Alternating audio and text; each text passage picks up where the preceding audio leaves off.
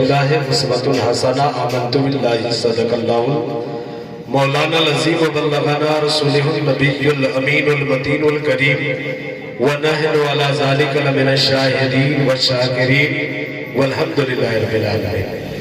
حضرات، ابھی ہم سے پیشتر آپ نے حافظ وقاری افروز عالم صاحب سے بڑی اچھے انداز میں تقریر سماعت کی ہے۔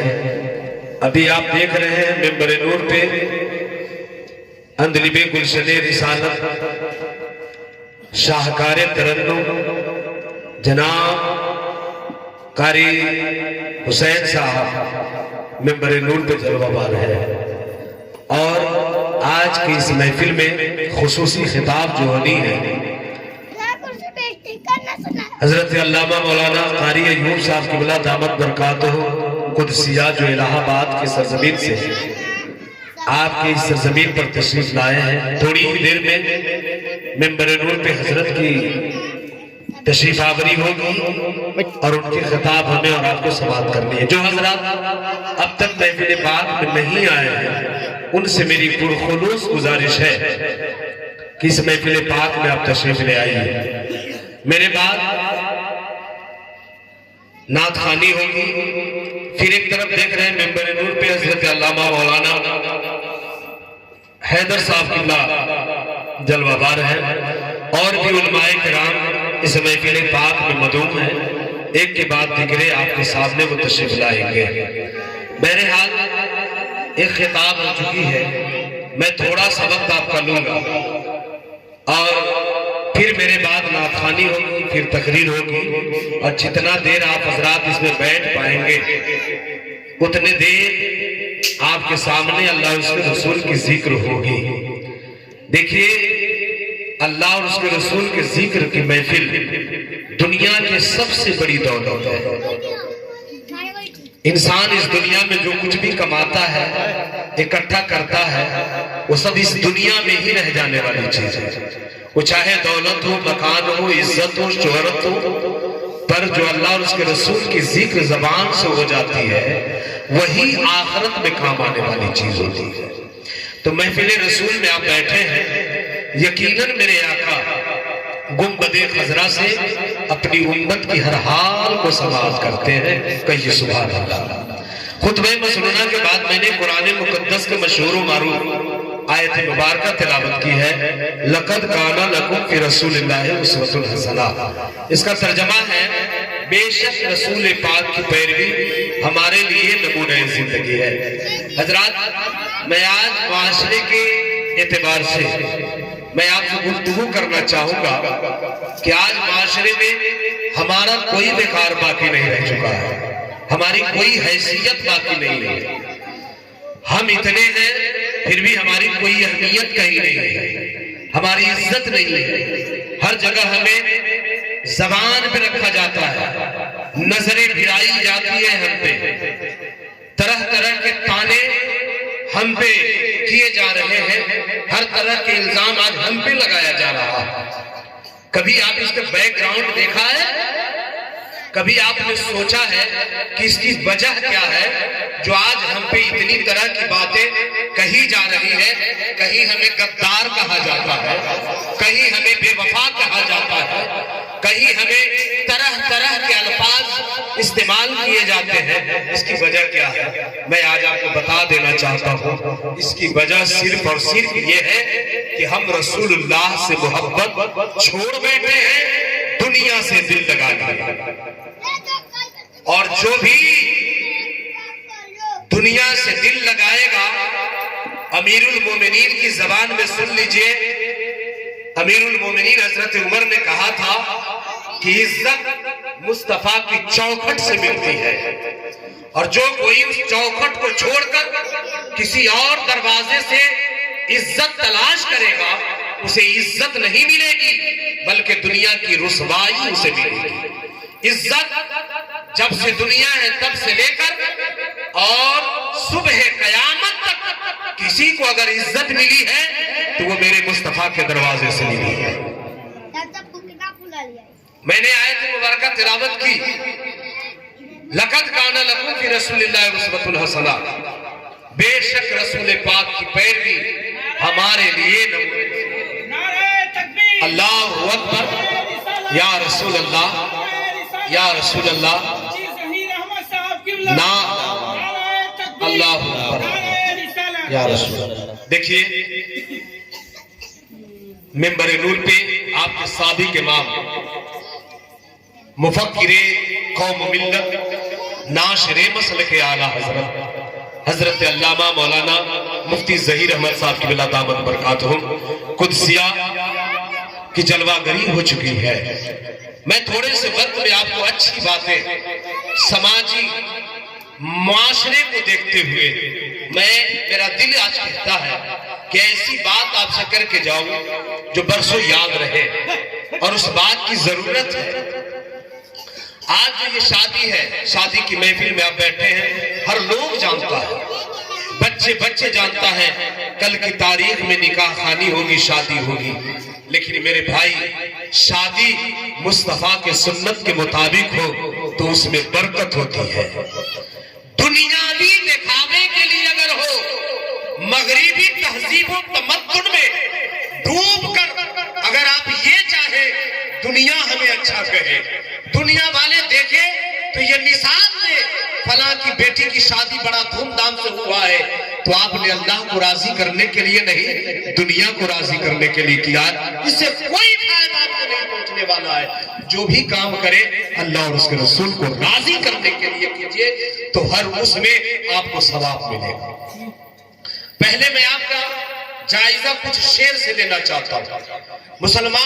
ہر مسلمان کو اسی مطابق زندگی گزارنا چاہیے اور اسی معیار پہ زندگی گزارنا چاہیے۔ اگر ایسا ہو جائے، دل آپ کا گوارا دینے لگے، آپ کے دل میں کچھ ایسی باتیں آنے لگے، تو سمجھیے کہ آپ کے دل میں ابھی بھی ایمان باقی ہے۔ آج انسان گناہ پہ گناہ کرتا ہے، اور گناہ اس کو اپنا گناہ نہ سمجھ میں آئے کہ ہم نے غلطی کی ہے، تو سمجھیے کہ اس کا دل مردہ ہو چکا ہے، اس کے اندر ایمان باقی نہیں رہ چکا۔ ایمان کا آخری درجہ بھی اگر باقی رہتا ہے تو انسان کو اپنی کمی محسوس ہوتی ہے کہ ہم نے کمی کیا ہے۔ بھلے کسی کے سامنے نہیں، تنہائی میں بیٹھیے اور آپ کا دل جب آپ کو کہے کہ نہیں آج ہم نے پھلا گناہ کیا ہے، غلطی ہم سے ہوئی ہے، تو آپ سمجھیے کہ ابھی بھی آپ کے دل میں ایمان کا ایک ذرہ باقی ہے۔ اور جس دن یہ احساس ختم ہو جائے تو سمجھیے کہ ایمان ختم ہو چکا ہے، اب ہم دنیا کی زندگی گزار رہے ہیں۔ حضرات، مسلمانوں کو کیسا ہونا چاہیے؟ یہ شعر سنیے۔ دیکھیے ہمارے تحسین بھائی آ رہے ہیں ماشاءاللہ، اور دیکھیے آج سب سے خوشی کی بات یہ ہے، الہ آباد کی سرزمین سے وہ خطیب آئے ہیں جن کی دھوتی بولتی ہے، جن کی خطابت کے پورے شہر الہ آباد میں شہرہ ہے۔ جس محفل میں قاری ایوب صاحب اللہ چلے جائے، اس محفل میں جان آ جاتی ہے۔ وہ خطیب ہمارے درمیان تشریف لائے ہیں، بڑی اچھی تقریر ہوتی ہے حضرت کی۔ جب وہ تقریر کریں گے تب آپ سمجھ میں آئے گا آپ کو کہ واقعی وہ خطیب اس سرزمین پہ آئے ہیں۔ ہم مبارکباد دیتے ہیں اور آپ خوش نصیب ہیں جو آج ان کی خطاب آپ کو سماعت کرنی ہے۔ بہرحال مسلمانوں کو کیسے بننا چاہیے؟ شاعر کیا کہتا ہے؟ یہ دل عشق نبی میں گر مچل جائے تو اچھا ہے۔ بول دیجئے سبحان اللہ۔ یہ دل عشق نبی میں گر مچل جائے تو اچھا ہے۔ یہ دل عشق نبی میں گر مچل جائے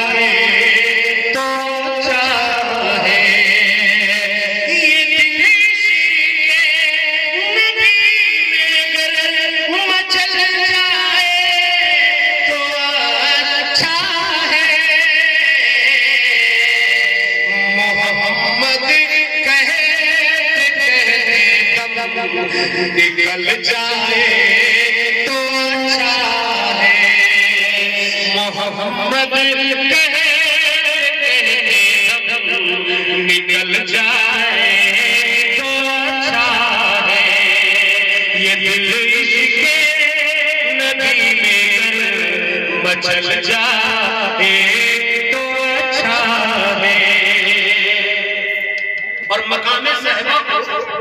نظر کے سامنے رکھیے، میں سرکار کا وہ معجزہ پیش کر رہا ہوں، کہیے سبحان اللہ۔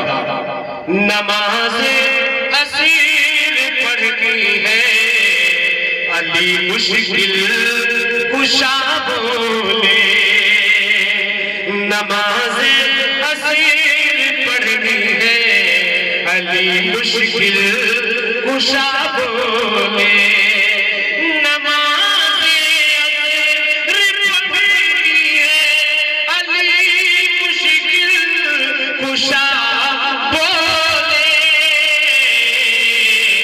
میرے سرکار اگر سورج نکل جائے تو اچھا ہے، میرے سرکار اگر سورج نکل جائے تو اچھا ہے، میرے سرکار اگر سورج نکل جائے تو اچھا ہے۔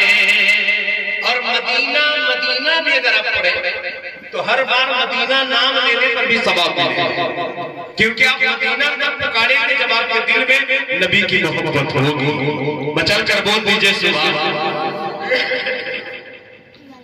کہ یہ کوئی آنکھ والا دیکھ کر بولے تو حیرت کیا، یہ کوئی آنکھ والا دیکھ کر بولے تو حیرت کیا، یہ کوئی آنکھ والا دیکھ کر بولے تو حیرت کیا،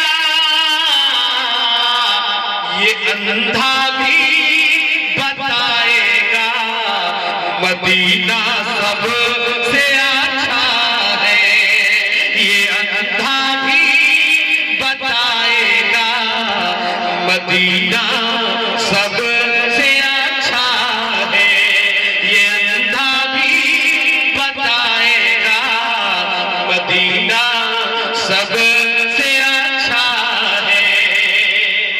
اور آج درود پاک پڑھتا ہے سنی تو کچھ مسلمان کہلانے والے لوگوں کو چیر ہوتی ہے، ارے جو نبی پر درود نہ پڑھے وہ مسلمان کیسا ہے؟ جس کے دل میں نبی کی الفت نہ ہو، محبت نہ ہو، وہ پھر مسلمان کیسا ہے؟ شاعر کیا کہتا ہے ذرا دیکھئے، جب پتھر نبی پر درود پڑھے بے زبان ہو کر، اور جو زبان والا بھی نہ پڑھے وہ کیسا انسان ہے؟ شاعر کیا کہتا ہے، درود پاک سرکارے دو عالم پر جو پڑھتا ہے، درود پاک سرکارے دو عالم پر جو پڑھتا ہے، درود پاک سرکارے دو عالم پر جو پڑھتا ہے، وہابی تم سے وہ کنکر کتنا اچھا ہے، وہابی نجیو تم سے وہ کنکر کتنا اچھا ہے، وہابی نجیو تم سے وہ کنکر کتنا اچھا ہے۔ اور آپ انصاری ہے اور مقدر سے ناز کیجئے اپنے قسمت پہ، یہ حصہ یہ دولت جو حصے میں آئی سب سے پہلے جب مدینہ میرے نبی تشریف لے گئے، اور سب سے پہلے اگر کسی کے گھر میں نبی نے قیام فرمایا ہے تو وہ حضرت ابو ایوب انصاری ہے۔ آپ بھی سے تعلق رکھتے ہیں، انصاری کہلاتے ہیں، آپ اپنے مقدر پہ ناز کیجئے۔ جو شیخ سنیے بول دیجئے ایک بار سبحان اللہ۔ کہ جہاں پہ جا کے بیٹھی اونٹنی سرکار بدلہ کی، جہاں پہ جا کے بیٹھی اونٹنی محبوب داور کی،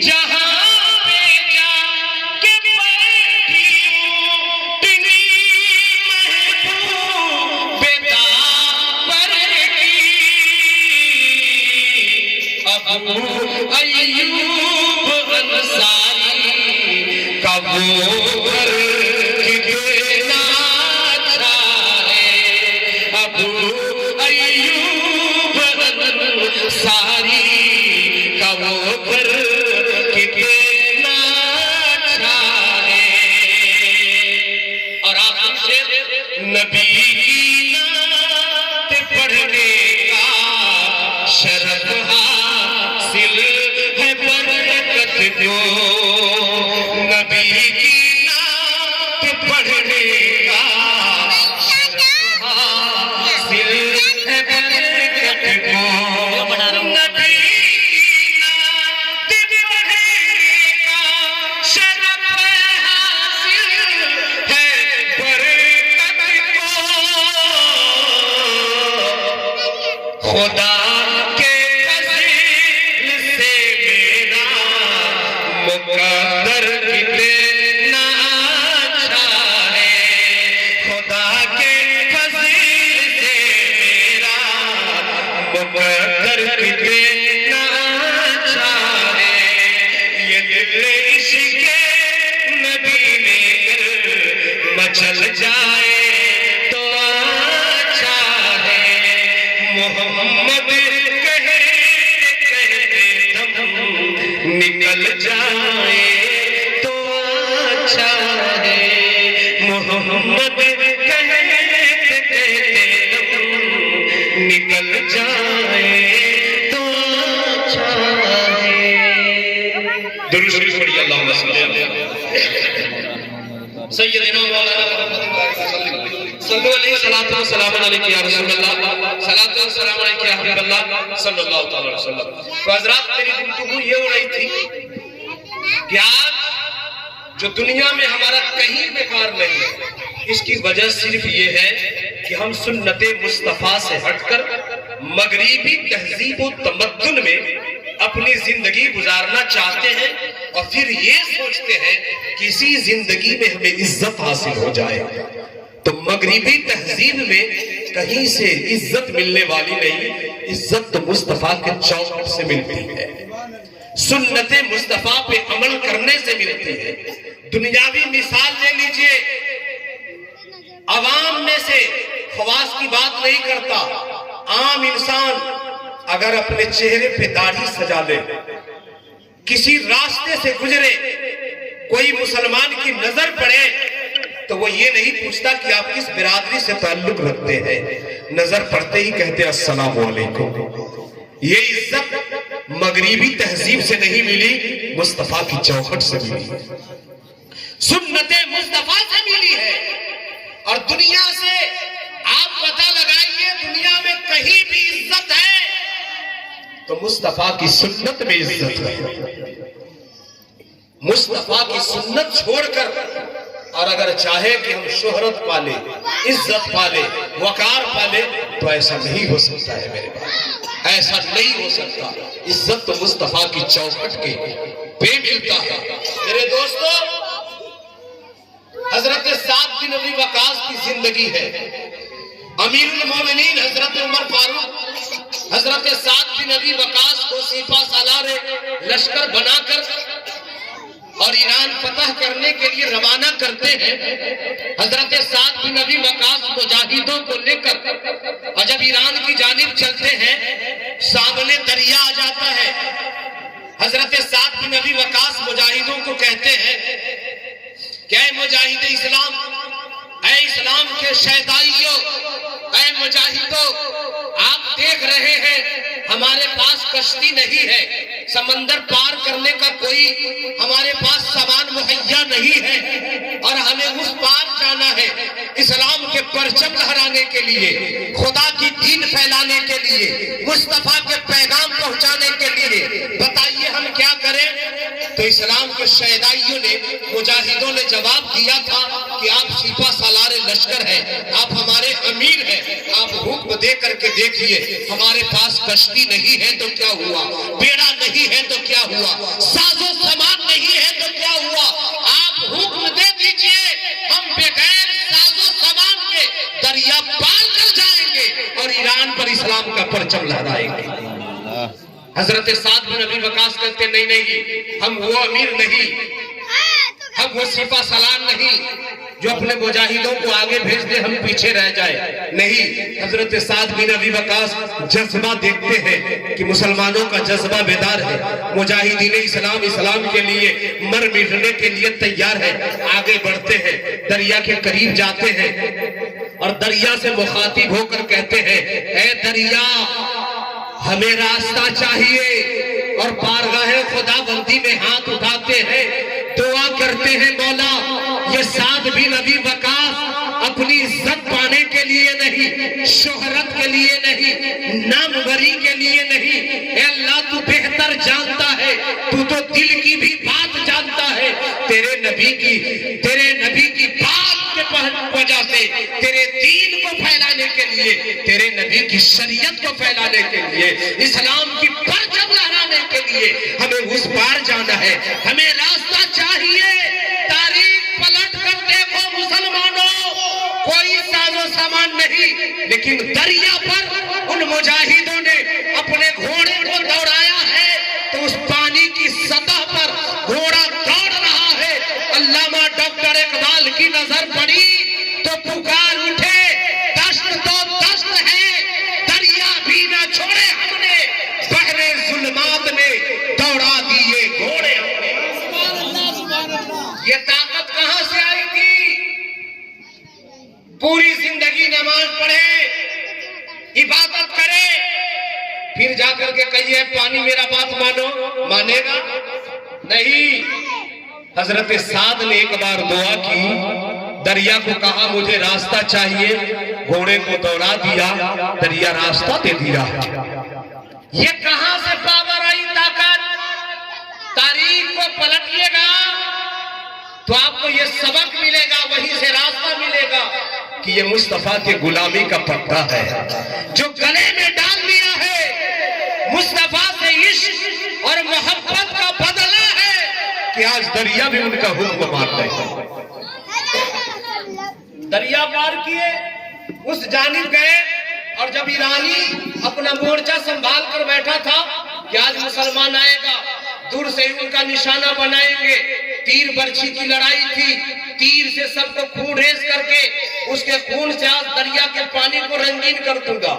لیکن جب گھوڑا پانی کی سطح پہ دوڑ رہا تھا تو ایرانی دیکھا کہ ارے اس کے پاس کوئی ساز و سامان نہیں، پانی پہ تو گھوڑا ایسے دوڑ رہا ہے جیسے راستے پہ چلتا ہے، تو اپنا مورچہ چھوڑ کر بھاگ نکلا۔ یہ کوئی انسان نہیں، فرشتہ معلوم ہوتا ہے، بھاگ نکلا۔ حضرت سعد بن ابی وقاص دریا پار کیے، اس جانب گئے، مجاہدوں سے پوچھا اس دریا پار کرنے میں کسی کا کوئی نقصان تو نہیں ہوا؟ ایک مجاہد آگے بڑھے، کہا حضور دریا پار کرنے میں میرا ایک پیالہ اس دریا میں رہ گیا ہے، گر گیا ہے۔ حضرت سعد بن ابی وقاص یہ نہیں فرماتے ہیں جانے دیجئے وہ مٹی کا پیالہ کہاں سے کہاں چلا گیا ہوگا، چھوڑیے مٹی کا پیالہ تھا، نہیں۔ حضرت سعد بن ابی وقاص آگے بڑھتے ہیں، کہتے ہیں اے دریا تجھے پار کرنے میں میرے ایک مجاہد کا پیالہ گر گیا ہے، وہ واپس کر دے۔ سبحان اللہ۔ دریا پہ حکومت مصطفیٰ کے غلاموں نے کی ہے۔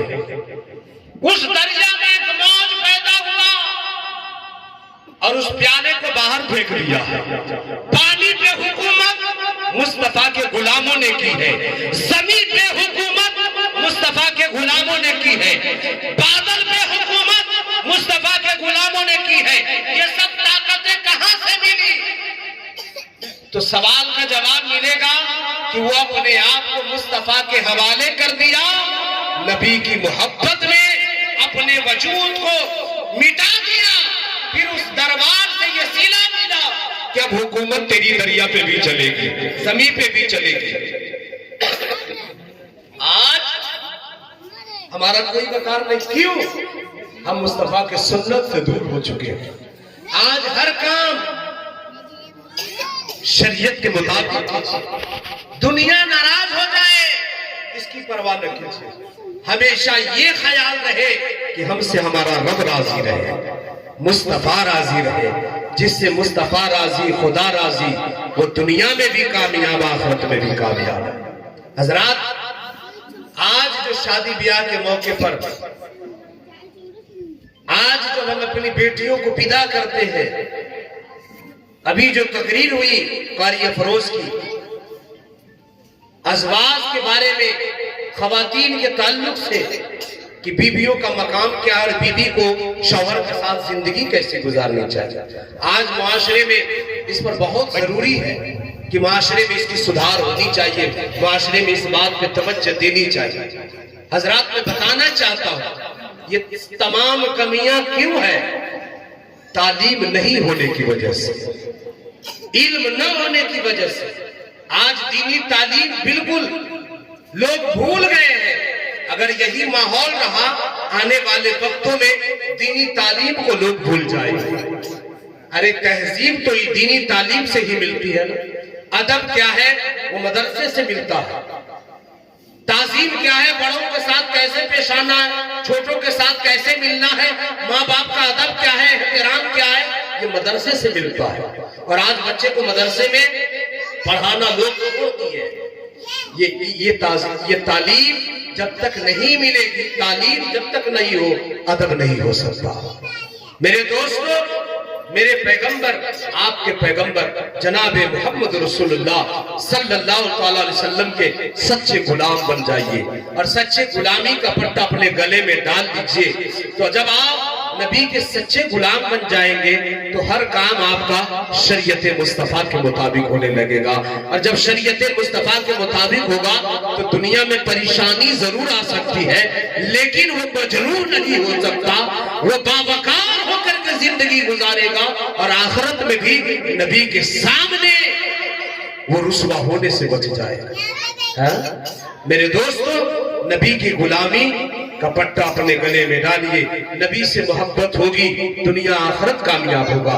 लेकिन आज वजह यह है कि दुनिया से मोहब्बत इतनी लग चुकी है हमारी आपकी कि हम दुनिया की मोहब्बत में दीन को भुला बैठे। बस एक बात मैं सुना करके अपनी गुफ्तगू खत्म कर रहा हूं। हजरत ईसा अलैहिस्सलाम अल्लाह के पैगंबर है। एक यहूदी उनके साथ सफर में हो लिया और सफर जारी, सफर से जब हो रहे थे, सफर में थे, हजरत ईसा अलैहिस्सलाम के पास एक रोटी थी। नारे तकबीर, नारे रिसालत, जश्न शादी खाना आबादी, कारी अयूब साहब किबला, नारे तकबीर, नारे रिसालत। देखिए हजरत अल्लामा मौलाना कारी अयूब साहब किबला दामद बरकातुल कुर्सिया इलाहाबाद से चलकर आज हमारे दयारे-पुर बहार में तशरीफ ला चुके हैं। हजरत की खिताब होगी। मैं अपनी गुफ्तगू को बड़ी तेजी के साथ खत्म कर रहा हूँ। हजरत ईसा अलैहिस्सलाम के साथ एक सफर में यहूदी था और उस यहूदी के पास एक रोटी, हजरत ईसा अलैहिस्सलाम के पास एक रोटी और यहूदी के पास दो रोटी थी। दोनों साथ में थे। तो हजरत ईसा अलैहिस्सलाम ने कहा कि एक साथ बैठकर खा लेते हैं। जब उस यहूदी को मालूम हुआ कि हजरत ईसा अलैहिस्सलाम के पास एक रोटी है तो वो अपनी एक रोटी खा लिया। एक रोटी बचा के रखा कि जब उनके पास एक रोटी है तो मेरे पास भी एक ही रोटी होनी चाहिए, मैं अपनी दो रोटी क्यों रखूं। जब साथ बैठे खाने के लिए तो एक रोटी निकाला। हजरत ईसा अलैहिस्सलाम नबी थे, नबूवत की निगाह से जान रहे थे। आपने पूछा कि तेरे पास तो दो रोटी थी, एक रोटी किधर गई? तो वो यहूदी कहता है कि नहीं नहीं, मेरे पास एक ही रोटी थी। हजरत ईसा अलैहिस्सलाम नबी थे, लेकिन वो यहूदी का ईमान नहीं था कि नबी गैब भी जानते हैं, वो छुपी हुई बात भी जानते हैं। आगे बढ़ा, वो झूठ बोल करके निकल गए। आगे जब सफर शुरू हुआ तो एक अंधा सामने आया। हजरत ईसा अलैहिस्सलाम ने दुआ की, अपना हाथ उसके आंख पे रख दिया तो वो अंधा जो है बीना हो गया, आंख वाला हो गया और वो देखने की सलाहियत रख रहा था। जब ये मुजज़ा देखा वो यहूदी जो परेशान हो गया, या अल्लाह, ये अपना हाथ रख दिए हैं तो ये अंधा सही हो गया है। हजरत ईसा अलैहिस्सलाम उसकी ताज्जुब को देखकर कहा कि ऐसा है कि जिसके आंख पर मैंने अपना हाथ रखा, अल्लाह ने इस हाथ के सदके में उसको आंख अता कर दिया। उसी अल्लाह का वास्ता है, बता दो कि वो दूसरी रोटी किधर है। वहां भी कसम खा रहा है, उसी अल्लाह की कसम, वो दूसरी रोटी कहाँ है मुझे पता नहीं, मैं नहीं जानता, मेरे पास तो एक ही रोटी है। झूठ बोलता जा रहा। आगे बढ़े, फिर सफर शुरू। एक हिरनी हजरत ईसा अलैहिस्सलाम ने उसे बुलाया। हिरनी बात मान ली, नबी की सामने आई। हजरत ईसा अलैहिस्सलाम ने उसे ज़ब्ह किया, गोश्त भुना गया, खुद खाए, यहूदी भी खाया। खाने के बाद हजरत ईसा अलैहिस्सलाम ने अपना 10 हाथ जो है उस गोश्त पर, हड्डी पर डाल दिया, वो फिर जिंदा हो गई। कहिए सुभान अल्लाह। जब ये मौजज़ा देखा और हैरान हुआ कि बाप रे, ज़ब्ह किया हुआ मुर्दा चीज पर हाथ रख दिया तो ये जिंदा हो गई। हजरत ईसा अलैहिस्सलाम कहते हैं कि जिसको अल्लाह के सदके में अल्लाह ने जो हमें ताकत दी है और मेरे कहने पे वो जिंदा हो गई, उसी अल्लाह का वास्ता है वो दूसरी रोटी के बारे में बताओ कि वो किधर गए। वहां भी झूठ बोला कि नहीं नहीं मुझे कुछ पता नहीं, उसी अल्लाह की कसम है मुझे कुछ खबर नहीं। इतना मोजज़ा देखने के बाद भी जो हजरत ईसा अलैहिस्सलाम आगे सफर शुरू किए, एक देहात से गुजरे तो एक कस्बा में गए, और वहां जब गए तो जाने के बाद हजरत ईसा अलैहिस्सलाम की जो आशा थी ना, लाठी, वो यहूदी चुरा दिया। और चुराने के बाद उस मोहल्ले से निकल गया, ऐलान करा दिया कि जिसको भी इलाज कराना है मैं अच्छी तरह इलाज करता हूँ, मैं ग्रेविटी के साथ इलाज करता हूँ। इत्तेफाक से उस इलाके के हाकिम की तबीयत खराब थी, लोगों ने उसे बुला कर ले गया। हजरत ईसा अलैहिस्सलाम की लाठी जो चुराया हुआ था गया और हाकिम के सर पर एक लाठी मारा, वो बेचारा मर गया, हाकिम की मौत हो गई। अब ये कितनों पर लाठी सोहरा रहा है, कर रहा है, दम कर रहा, वो जिंदा थोड़ी होगा। जबान अब थोड़ी भी बदल सकते हैं, तासीर तो नहीं ला सकते ना। अब तो वो फंस गया, परेशान हो गया। लोग पकड़े और हाकिम के दरबार में उसे पेश किया कि अब इसकी सजा सुनाया जाए। तो उसकी सजा जो तय हुई वो मौत, कल उसको फांसी होनी है। और फांसी के करीब उसको ले गया। जब उसके हाथ गर्दन में जब रस्सी फंदा डाला जा रहा था, इतने में एक तरफ से हजरत ईसा अलैहिस्सलाम आ गए। लोगों से कहा कि लोगों रुक जाओ, क्या हुआ? कहा कि इसने ऐसा ऐसा किया। हजरत ईसा अलैहिस्सलाम कहते इसको बख्श दो, छोड़ दो, मैं तुम्हारे हाकिम को जिंदा कर देता हूँ। उस हाकिम के पास गए हजरत ईसा अलैहिस्सलाम, आपने कहा कुम बेइज़्निल्लाह, वो जिंदा हो गया। नबी थे ना, नबी कहते जिंदा हो गया। अब हजरत ईसा अलैहिस्सलाम जो उस यहूदी को छुड़ा करके बाहर निकले तो कहा देखो तुम्हारी जान मेरी वजह से बची है। कहा जी। कहा अब मैंने तेरी जान बचाई है तो अब बता दो कि वो दूसरी रोटी किधर है। वहां भी झूठ बोलता है, कहता है कि अल्लाह की कसम मुझे नहीं मालूम, मेरे पास तो एक ही रोटी थी। हजरत ईसा अलैहिस्सलाम आगे बढ़े, अब सफर शुरू है। जान बचाया, हिरनी जिंदा किया, अंधे को सही किया, इस पर भी उसका ईमान मुकम्मल नहीं हुआ, एतमाद नहीं था। लेकिन जब आगे बढ़े तो सफर में 3 सोने की ईंट मिली। हजरत ईसा अलैहिस्सलाम कहते हैं ऐसा है 3 ईंट है, हम 2 आदमी, एक तुम ले लो एक हम ले लेते हैं, और तीसरी ईंट जो है ना वो उसकी होगी जो तीसरी रोटी खाई थी। तो अब कहता है ऐ ईसा अल्लाह की कसम वो तीसरी रोटी हमने खाई। माने दुनिया से मोहब्बत करने वाला लोग, देखिए अल्लाह के नबी के मोजज़ा पे मोजज़ा देख रहा है, क्या उसे इतना खबर नहीं हुआ कि जो मुर्दे को जिंदा कर दे, क्या वो मेरे दिल की बात नहीं जान रहा है? जान रहा है, लेकिन वहां वादा खिलाफी किया। लेकिन जब दुनिया सामने आ रही दौलत तो वहां सच बता दिया कि वो तीसरी रोटी हमने खाई थी, ये सोना मुझे चाहिए। मेरे दोस्तों, इस दुनिया में जो भी अच्छा कीजिए बुरा कीजिए, वक्त जितने दिन का अल्लाह ने हमारे नसीब में किया है, इस नसीब से कोई छीन नहीं सकता। वो जिंदगी आप अच्छी तरह गुजारे फिर भी, और अच्छी तरह न गुजारे फिर भी, वो वक्त गुजर जाना है। लेकिन अगर इस दुनिया में आपने कुछ खराब किया है, आखिरत में फंस जाएंगे।